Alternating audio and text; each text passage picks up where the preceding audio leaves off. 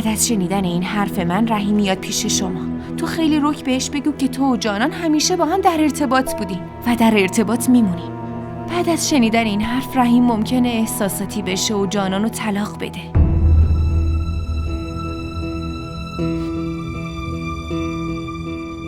نه نمیتونم این کارو بکنم. نگران نباش اسکندر، دیگه چیزی نمونده به هدفمون برسیم. تو میتونی جانانو بعد از طلاق قانع کنی. اون گزینه دیگه جز تو نمونده براش.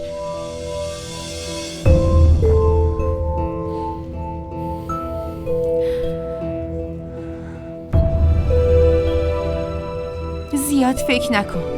رحیم با کمک نورین جانانو ازت گرفت. چطور میتونی اینو فراموش کنی؟ عشق نمانا درد نجانے عشق